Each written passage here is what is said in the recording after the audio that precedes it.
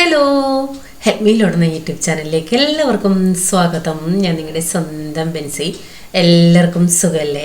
അപ്പോൾ ഞങ്ങളുടെ വിശേഷങ്ങളെല്ലാം നിങ്ങൾക്കറിയാം. റെഗുലറായിട്ട് വീഡിയോ കാണുന്നവർക്ക് ഇവിടെ എന്തൊക്കെ അപ്ഡേറ്റ് ഉണ്ടോ അതെല്ലാം അറിയാൻ പറ്റുന്നുണ്ട്. പിന്നെന്താ, ഞാൻ ഇടയ്ക്ക് ബിസിയായി പോകുന്നത് കൊണ്ട് ഇടയ്ക്ക് ഒന്നിടവിട്ട് വീഡിയോ ഇട്ടുകൊണ്ടിരുന്നതാണ്. ഇപ്പോൾ ഇടയ്ക്കൊക്കെ 2 ദിവസം കൂടുമ്പോൾ 3 ദിവസം കൂടുമ്പോഴൊക്കെ വീഡിയോ ഇടുന്നതേ ഉള്ളൂ. അപ്പോൾ കുറേ ഡബ്ബകൾ മേടിച്ചായിരുന്നു കേട്ടോ. ഞാൻ പറഞ്ഞല്ലോ, നമ്മുടെ ചക്ക വരട്ടിയതൊക്കെ അയക്കണമായിരുന്നു. പിന്നെ കടയിലേക്ക് ആവശ്യമുണ്ട്. കടയിലേക്ക് ആവശ്യത്തിന് അച്ചാർ ഇടണമെങ്കിൽ അതല്ലെങ്കിൽ ഈ മസാലകൾ, ഗരം മസാലയൊക്കെ ഞാൻ തന്നെ പൊടിച്ച് നമ്മുടെ കടയിൽ വെക്കാമെന്നാണ് വിചാരിക്കുന്നത്. അതുപോലെ തന്നെ അച്ചാറും പുറത്തുനിന്ന് മേടിക്കുന്നില്ല, ഞാൻ തന്നെ ഇട്ട് നമ്മുടെ കടയിൽ വെക്കുക. അപ്പോൾ അതിനൊക്കെ പല കാര്യങ്ങൾക്കും ഡബ്ബകൾ വേണം. അങ്ങനെ കുറച്ച് ഡബ്ബകൾ കൂടുതൽ മേടിച്ചതാണേ. അപ്പോൾ എന്തായാലും ചക്ക വരട്ടിയത് അയക്കാൻ ഡബ്ബയ്ക്കകത്താണല്ലോ കുറച്ചുകൂടി സേഫ്. അങ്ങനെ മേടിച്ചുകൊണ്ട് വന്ന ദിവസം തന്നെ ഞാനത് കഴുകി വെച്ചായിരുന്നു, തുടച്ച് വെച്ചായിരുന്നു. ഇതൊക്കെ നമ്മുടെ ചക്ക വരട്ടീൻ്റെ ബാക്കി പത്രങ്ങളാണ് കേട്ടോ. കുറേ ഉണ്ട്, ഇത് പക്ഷെ കുറവാണ്. 1-2 ദിവസം കഴിഞ്ഞാണ് കുറേ കൂടി കറുപ്പ് അറിഞ്ഞത് കേട്ടോ. കൈയുടെ താഴമ്പിൻ്റെ ആയാലും ചിലതൊക്കെ പൊള്ളിക്കൂടുന്ന് ഞാൻ പൊട്ടിച്ചു. കാരണം നമ്മൾ അന്നേരം തന്നെ ക്രീം ഇട്ടാൽ കുടുന്ന് വരത്തില്ല. പക്ഷെ എനിക്കതിന് പറ്റിയില്ലല്ലോ. അപ്പം ചക്ക വരട്ടിയത് കണ്ടിട്ട് കുറേ പേര് പല അഭിപ്രായങ്ങളും പറഞ്ഞു. എല്ലാത്തിനും ഒത്തിരി നന്ദി കേട്ടോ. ഞാൻ പല വീഡിയോകളും കണ്ടു, പലതും കണ്ടു. പക്ഷേ എനിക്കെന്തോ കുറേ കൂടി ഒരു സാറ്റിസ്ഫാക്ഷൻ കിട്ടിയ റെസിപ്പി അതായിരുന്നു. അതുകൊണ്ട് അത് ഫോളോ ചെയ്തേ ഉള്ളൂ. പിന്നെ കുറച്ച് ഐഡിയ ഉണ്ടായിരുന്നു. അപ്പോൾ ഓരോ ദിവസവും ഇങ്ങനെ കമ്പനി വണ്ടികളൊക്കെ വരുന്നുണ്ട്. ഏത് നിമിഷമാണ് വിളി വരുന്നതെന്ന് അറിയത്തില്ല, ഏത് നിമിഷമാണ് വണ്ടി വരുന്നതെന്ന് അറിയത്തില്ല. എപ്പോഴും വീട്ടിൽ വേണം. അതുകൊണ്ട് ഈ ദിവസങ്ങളിൽ അടുപ്പിച്ച് നടന്ന പ്രാർത്ഥനകൾക്കോ ചർച്ചിലെ മീറ്റിങ്ങുകൾക്കോ ഒന്നും പോകാൻ പറ്റിയിട്ടില്ല. കാരണം ജോസാൻ പുറത്താണെങ്കിൽ ഞാൻ വീട്ടിൽ വേണം. അപ്പോൾ ജോസാൻ മിക്കവാറും പുറത്തായിരിക്കും. അപ്പോൾ ഞങ്ങളുടെ കടയെന്ന് പറയുമ്പോൾ വളരെ ചെറിയൊരു കടയാണ്. എങ്കിലും അത്യാവശ്യം എല്ലാം ആര് വന്ന് ചോദിച്ചാലും ഇല്ല എന്ന് പറയാൻ ഇടവരരുത്. അതുകൊണ്ട് 1-2 പീസ് വെച്ചാണെങ്കിലും റയറായിട്ടുള്ള സാധനങ്ങളൊക്കെ എടുത്തു വെക്കുന്നുണ്ട് കേട്ടോ. അപ്പോൾ ഈസ്റ്റേണിൻ്റെ കമ്പനി വണ്ടിയാണ് വന്നത്. തീർച്ചയായിട്ടും എല്ലാവരും യൂസ് ആണല്ലോ. സാമ്പാർ മസാല, ചിക്കൻ മസാല, മീറ്റ് മസാല, രസം പൊടി. ഞാൻ രസം പൊടിയൊന്നും അങ്ങനെ യൂസ് ചെയ്യാറില്ല കേട്ടോ. പക്ഷെ പലരും രസം വെക്കാൻ രസം പൊടിയൊക്കെയാണ് യൂസ് ചെയ്യുന്നത്. അങ്ങനെയുള്ള കുറേ സാധനങ്ങൾ എടുത്തു. മട്ടൻ മസാല, പിന്നെ എന്താണ്, നല്ല കാപ്പിപ്പൊടി. ഞാനൊന്ന് ട്രൈ ചെയ്ത് നോക്കി. ഞാൻ ആദ്യമായിട്ടാണ് ഈസ്റ്റേണിൻ്റെ അടിമാലി കാപ്പിപ്പൊടി എന്നും പറഞ്ഞ് കാണുന്നത് തന്നെ.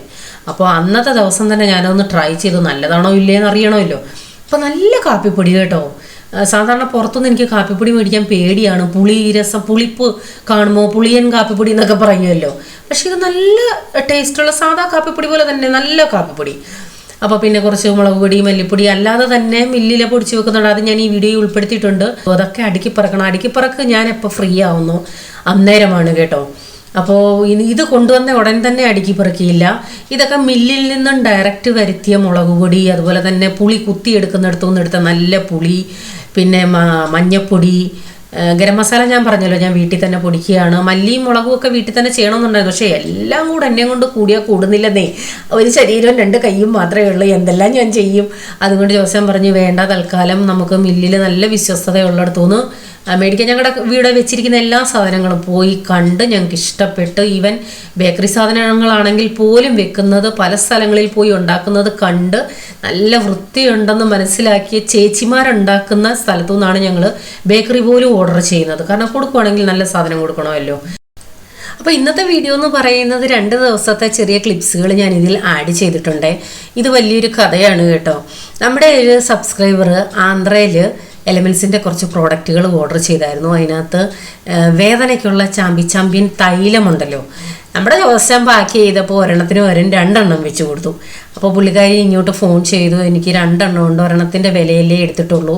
അപ്പോൾ ഞാൻ പറഞ്ഞു, വേണമെന്നുണ്ടെങ്കിൽ അതെടുത്തോളൂ, അതിൻ്റെ പേയ്മെൻറ്റ് ചെയ്താൽ മതി. അതല്ലെന്നുണ്ടെങ്കിൽ ബുദ്ധിമുട്ടില്ലെന്നുണ്ടെങ്കിൽ എനിക്ക് തിരിച്ച് കൊറിയർ ചെയ്ത് തന്നാൽ മതിയെന്ന്. അങ്ങനെ അവിടുന്ന് കൊറിയർ വന്നതാണ്. ജോസൻ കൊറിയർ എടുക്കാൻ പോയിട്ട് എനിക്ക് ഫോൺ ചെയ്തു, എന്തൊക്കെയാണ് സാധനങ്ങൾ വരാനുള്ള. ഞാൻ പറഞ്ഞു, ഓയിൽ മാത്രമേ ഉള്ളൂ. ജോസൻ പറഞ്ഞു, അല്ല, വേറെ എന്തൊക്കെയുണ്ട്, ഒരു വലിയ ബോക്സാണ്. ഞാൻ പറഞ്ഞു, അഡ്രസ്സ് കറക്റ്റ് നോക്കി വെച്ചാൽ നമ്മുടെ തന്നെ ആണോന്ന്. ആണെന്ന് പറഞ്ഞു. ഈ പുള്ളിക്കാരി അയച്ചിട്ടൊന്നും പറഞ്ഞില്ല കേട്ടോ. അനുരാധ അങ്ങതാണ് പേര്. അപ്പോൾ അങ്ങനെ ഞാൻ വീട്ടിൽ വന്ന് പൊട്ടിച്ച് നോക്കിയപ്പോൾ അതിനകത്ത് ഓയിലിനോടൊപ്പം ആന്ധ്ര സ്റ്റൈൽ അച്ചാർ. അയ്യോ, ഇത് എനിക്ക് ഭയങ്കര ഇഷ്ടമാണ് കേട്ടോ. കാരണം എൻ്റെ കൂടെ അവിടെ ബോംബെയിൽ ആന്ധ്രയിലുള്ളവർ, അതുപോലെ തന്നെ കൊങ്കൺ സ്റ്റൈല്, മറാഠികൾ, ഗുജറാത്തി, ബംഗാളി, എല്ലാ ഭാഷക്കാരുമായിട്ടും ഞാൻ സഹകരിച്ചിട്ടുണ്ട്, കൂട്ടുകാരും ഉണ്ടായിരുന്നു. അപ്പോൾ ഇവരുടെ എല്ലാ സ്പെഷ്യൽ ഡിഷുകൾ ടേസ്റ്റ് ചെയ്യാൻ പറ്റിയിട്ടുണ്ട് കേട്ടോ. അതിലൊരു പ്രധാന വിഭവമാണ് ഇവരുടെ അച്ചാർ എന്ന് പറയുന്നത്. അപ്പോൾ അത് ഭയങ്കര എണ്ണയാണ്. ഞാൻ കുറച്ചൊക്കെ എണ്ണ ഊറ്റി കളഞ്ഞിട്ടാണ് ഒഴിച്ചത്. അതിനുശേഷം മുകളിൽ എണ്ണ വന്നത് ഞാൻ കളഞ്ഞിട്ടുണ്ട് കേട്ടോ. ഇത് മാങ്ങയാണ്. ഇവരുടെ മാങ്ങാച്ചാർ എന്ന് പറയുന്നത് പലർക്കും അറിയായിരിക്കും. ഒന്നും ചൂടാക്കത്തില്ല കേട്ടോ.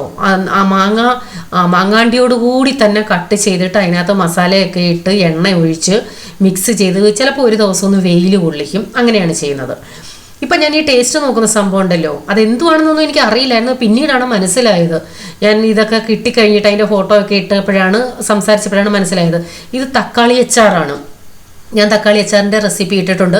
ഞാനത് സാധാ എണ്ണയിലാണ് ഇട്ടത്. ഇത് പക്ഷേ കടുകെണ്ണ അല്ലെങ്കിൽ നല്ലെണ്ണ എന്ന് പറയുമ്പോൾ തന്നെ എനിക്ക് മനസ്സിലായത് ഈ എള്ളിൻ്റെ പരിപ്പ്, വെള്ളപ്പരിപ്പിൽ നിന്നും ഒരെണ്ണ ഉണ്ടാക്കും. ആ എണ്ണയ്ക്കകത്താണ് ഈ അച്ചാറുകളൊക്കെ ഇട്ടേക്കുന്നത്.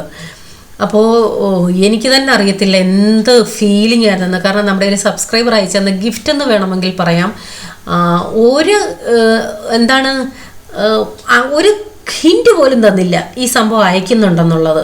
അപ്പോൾ കുറേ വർഷങ്ങൾക്ക് ശേഷമാണ്, ഏകദേശം 2 വർഷമായി ഞാൻ നോർത്ത് ഇന്ത്യൻ ഡിഷൊക്കെ കഴിച്ചിട്ട് ആദ്യം ഇരിക്കുന്നത് ആ മുളകിൻ്റെ അരിയുള്ളത് മുളകച്ചാറാണ്.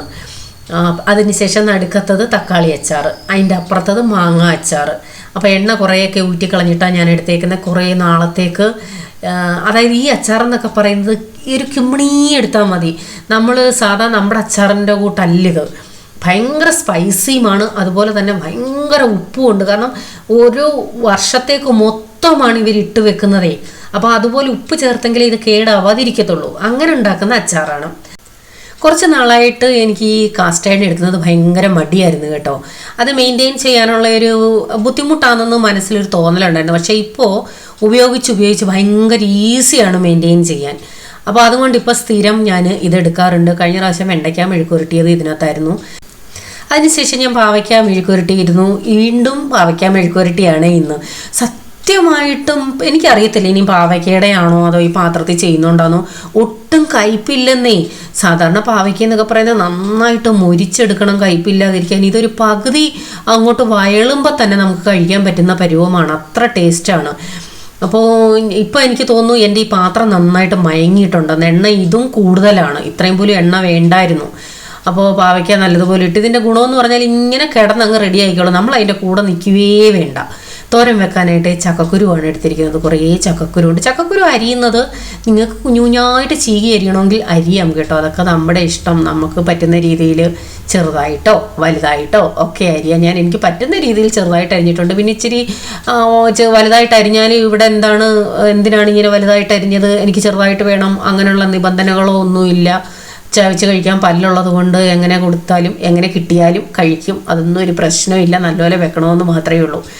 അപ്പോൾ ഞാൻ എപ്പോഴും പറയുന്നതാണ്, ചക്കക്കുരു ഗ്യാസ് സംബന്ധമായിട്ടുള്ള പ്രശ്നങ്ങൾ ഇല്ലാതിരിക്കാൻ ഏറ്റവും നല്ലതാണ് അതിൻ്റെ മുകളിലെ ചുമന്ന തൊലി കളയാതെ എടുക്കുന്നത്. ഒരു ബുദ്ധിമുട്ടുമില്ല. കാരണം എനിക്ക് ഈ ചക്കക്കുരു കഴിക്കുമ്പോൾ ഭയങ്കര നെഞ്ചരിച്ചിലും പ്രശ്നങ്ങളും ഒക്കെ ആയിരുന്നു. പക്ഷേ ഇങ്ങനെ കഴിക്കാൻ തുടങ്ങിയതിൽ പിന്നെ ഒരു പ്രശ്നവും ഇല്ല കേട്ടോ. എത്ര വേണമെങ്കിലും കഴിക്കാം. അപ്പോൾ ഇവിടെ ചക്കക്കുരു ദിവസവും തോരൻ വെച്ചാലും കഴിക്കും. അങ്ങനെ ഒരു ദിവസം ചക്കക്കുരുവാണ്, പിറ്റേ ദിവസം അത് കൂട്ടിക്കൂടാ, അല്ലെങ്കിൽ കൂട്ടാൻ മടുക്കും, അങ്ങനെയൊന്നുമില്ല കേട്ടോ. ദൈവം സഹായിച്ച് നമുക്ക് വീട്ടിൽ ഉള്ളത് അത്രയെങ്കിലും ഉണ്ടല്ലോ എന്ന് നന്ദി പറഞ്ഞാണ് ഓരോ ദിവസവും ചെയ്യുന്നത്. കാരണം പലരും പറയാറുണ്ട്, ഇപ്പം കണ്ടിന്യൂസ് ഒരു മീൻ കൂട്ടിയാലും 4-5 ദിവസം കൂട്ടിയാലും മടുക്കത്തില്ലേ, ഇത് തന്നെയാണോ ദിവസവും എന്ന് ചോദിക്കുന്നവരുണ്ട്. ഞാൻ അന്നേരം മനസ്സിൽ ചിന്തിക്കും, ദൈവമേ ഇതുപോലും ഇല്ലാത്ത എത്രയോ പേര് ഈ ലോകത്തിലുണ്ട്. അപ്പം നമുക്കുള്ളതിന് നന്ദി പറഞ്ഞ് ഓരോ ദിവസവും കഴിക്കാം. ഒരു നേരത്തെ ആഹാരമെങ്കിലും നമുക്ക് കിട്ടുന്നല്ലോ, ഒരു നേരത്തെ ആഹാരമെങ്കിലും നന്നായിട്ട് കഴിക്കാൻ കിട്ടുന്നല്ലോ എന്ന് ദൈവത്തിന് നന്ദി പറഞ്ഞ് കഴിച്ചാൽ ഇങ്ങനെയുള്ള യാതൊരു ചിന്തകളോ ചോദ്യങ്ങളോ നമ്മുടെ മനസ്സിൽ വരില്ല കേട്ടോ. അപ്പോൾ പാവയ്ക്ക കണ്ടില്ലേ, ഏകദേശം നന്നായിട്ട് വയണ്ടു. ഇത് ക്രിസ്പി ആക്കേണ്ട യാതൊരു ആവശ്യവുമില്ല. പിന്നെ ഓരോരുത്തരുടെ ഇഷ്ടം. എനിക്ക് അത്രയും ആയപ്പോൾ തന്നെ ഒട്ടും കയ്പില്ല, നല്ല പെർഫെക്റ്റ് ആയിട്ട് കഴിക്കാൻ പരുവമാണെന്ന് തോന്നി. പിന്നെ ആ പാത്രത്തിൻ്റെ ചൂടും കൊണ്ട് വീണ്ടും ഇരുന്ന് വെന്തോളും. ഈ കാസ്റ്റ് അയണിൻ്റെ ഒരു പ്രത്യേകത അതാണ്, നമ്മൾ അവസാനം വരെ മുരിയുന്നത് വരെ ഇട്ടേക്കണ്ട. അത് പകുതി ആകുമ്പോൾ ഓഫ് ചെയ്താൽ ആ ചൂട്, ഇത് കുറേ നേരം ചൂട് നിൽക്കും. ആ ചൂടത്ത് ബാക്കി ഇരുന്ന് റെഡി ആയിക്കോളും. അപ്പോൾ ചക്കക്കുരുവിനകത്ത് ഞാൻ സവാള ഇടാതെയും ചെയ്യാം കേട്ടോ. കുറച്ച് സവാള ഇട്ടിട്ടുണ്ട്, പച്ചമുളക് ഇട്ടിട്ടുണ്ട്, കുറച്ച് വെള്ളം ഒഴിച്ച് വേവാൻ ആവശ്യമായിട്ടുള്ള വെള്ളം ഒഴിച്ച് അടച്ച് വെക്കാം. നേരത്തെ ഞാൻ വ്ളോഗിൽ പറഞ്ഞിട്ടുണ്ടല്ലോ ജോസ്റ്റാൻ, ഇതിനകത്ത് ഒരു മസാലയും വേണ്ട, വെളുത്തുള്ളിയോ ജീരകമോ അങ്ങനെയുള്ള ഒരു സംഭവം വേണ്ട, മഞ്ഞപ്പൊടി പോലും വേണമെന്നില്ല. അല്ലാതെ തന്നെ തേങ്ങ ഇട്ട് ഇളക്കിയെടുത്താൽ ഏറ്റവും സന്തോഷം. എൻ്റെ കറിവേപ്പിലയൊക്കെ തീർന്നു കേട്ടോ, കുറേ ഉണ്ടായിരുന്നു എൻ്റെ ഈ സ്റ്റോക്ക്, മൊത്തം തീരാറായി. അപ്പോൾ അത് നന്നായിട്ട് വെന്തിട്ടുണ്ട്. വെന്തതിന് ശേഷം അരപ്പ് ഇട്ട് കൊടുത്ത് നന്നായിട്ട് മിക്സ് ചെയ്തെടുക്കണം. തേങ്ങയും മഞ്ഞപ്പൊടിയും മാത്രം, ഉപ്പും മാത്രമേ ഞാൻ അരപ്പിനായിട്ട് എടുത്തിട്ടുള്ളൂ, വേറെ ഒന്നും എടുത്തിട്ടില്ല. ഇതിൻ്റെ ആവശ്യമുള്ളൂ കേട്ടോ. അപ്പോൾ ഞാൻ പറഞ്ഞല്ലോ ഫ്രീസറിൽ ചക്ക ഇരിപ്പുണ്ട്. സത്യം പറഞ്ഞാൽ അത് വേവിക്കാൻ പോലും ഈ ദിവസങ്ങളിൽ സമയമില്ലെന്ന് പറയുന്നതാകും ശരി. അരിഞ്ഞു വെച്ചിരിക്കുകയാണ്, എന്നാലും അതെടുക്കാൻ പോലും സമയമില്ല. കാരണം ചക്ക ഉണ്ടെന്നുണ്ടെങ്കിൽ തീർച്ചയായിട്ടും മീൻ എന്തെങ്കിലും വേണമല്ലോ. അപ്പോൾ അത് മീൻ ഫ്രീസറിൽ നിന്ന് എടുത്ത് ഐസ് കളയണമെന്നുണ്ടെങ്കിൽ ഇത്തിരി സമയം എടുക്കും. അപ്പോൾ അതിനുവേണ്ടി ഇപ്പം അങ്ങനെ വലിയതായിട്ട് മെനക്കെടാറില്ല. സിമ്പിളായിട്ടുള്ള ഊണാണ് ഉണ്ടാക്കുന്നത്. കാരണം ചിലപ്പോൾ ഞങ്ങൾ രണ്ടുപേരും പുറത്തായിരിക്കും, എന്തെങ്കിലുമൊക്കെ സെലക്ട് ചെയ്യണമെങ്കിലോ ചില കാര്യങ്ങൾ ചില സ്ഥലങ്ങളിൽ ഞാനും പോവാറുണ്ട്. അപ്പോൾ അങ്ങനെയുള്ള ആവശ്യത്തിന് വേണ്ടി പോകുമ്പോൾ നമുക്ക് വിശാലമായിട്ടൊന്നും സദ്യ ഉണ്ടാക്കാനൊന്നും പറ്റില്ല. അല്ലെങ്കിൽ ഞാൻ ഇങ്ങനെ ചെറിയ ചെറിയ ഡിഷുകളെ ഉണ്ടാക്കാറുള്ളൂ. പച്ചമുളക് ഇത്രയേ ഇട്ടിട്ടും അതിന് എരി തീരെ ഇല്ല കേട്ടോ. അതുകൊണ്ട് ഞാൻ കുറച്ച് എരിയൻ മുളക് പൊടിയാണ് ഇട്ടിരിക്കുന്നത്. അതിനുശേഷം കടുതാളിക്കലൊന്നുമില്ല, വെളിച്ചെണ്ണയാണ് ഒഴിച്ചിരിക്കുന്നത്. വെളിച്ചെണ്ണ ഒഴിച്ച് നല്ലതുപോലെ ഒന്ന് ഇളക്കി യോജിപ്പിച്ച് അടച്ചു വെച്ചു. ഇന്നത്തെ ഊണെന്ന് പറയുന്നത് സിമ്പിൾ. അപ്പം നിങ്ങൾ ചിന്തിക്കും എന്നും എന്തോ ചേച്ചി വലിയ ഹെവി ഊണാണോ ചേച്ചിയുടെ എന്ന് ചിന്തിക്കും. അല്ല, എന്നത്തെ പോലെ തന്നെ ഇന്നും സിമ്പിൾ, അങ്ങനെ പറയുന്നതായിരിക്കും ശരി. അപ്പോൾ ഉച്ചയ്ക്ക് ഊണ് കഴിച്ച ശേഷം നേരത്തെയൊക്കെ ഒരു ഇച്ചിരി നേരം റെസ്റ്റൊക്കെ എടുക്കുമായിരുന്നു കേട്ടോ. അല്ലെ ഉച്ചയ്ക്ക് ഊണ് കഴിച്ച ശേഷമായിരുന്നു ഞാൻ എഡിറ്റിങ്ങിനൊക്കെ ഇരിക്കുന്നത്. ഇപ്പോൾ അതൊന്നുമല്ല. ഊണ് കഴിഞ്ഞ ഉടനെ കടയിലോട്ട് കയറുക. ഓരോ ദിവസവും ഓരോ സ്ഥലമാണ് സാധനങ്ങളുടെ. കാരണം സാധനം വരുന്നതിനനുസരിച്ച് സ്ഥലവും മാറിക്കൊണ്ടേയിരിക്കും. അപ്പോൾ കാസ്റ്റ് അയണിൽ വെച്ചപ്പോഴാണ് അതിൻ്റെ കളർ അങ്ങനെ മാറുന്നത്. അപ്പോൾ എനിക്കൊരു റൊസമാൻറ്റി കമൻ്റ് ഇട്ടായിരുന്നു. അതാണ് കാസ്റ്റ് അയണിൻ്റെ പ്രത്യേകത. അതിൻ്റെ ഇരുമ്പ് നമ്മുടെ ഭക്ഷണങ്ങളിൽ പിടിക്കുന്നതാണ്. ആ ഇരുമ്പ് നമ്മുടെ ശരീരത്തിൽ ചെല്ലാൻ വേണ്ടിയാണ് കാസ്റ്റ് അയൺ യൂസ് ചെയ്യണമെന്ന് പറയുന്നത്. അപ്പോൾ ഇവിടുത്തെ സ്ഥിരം താരം ഈ അച്ചാറാണ് കേട്ടോ.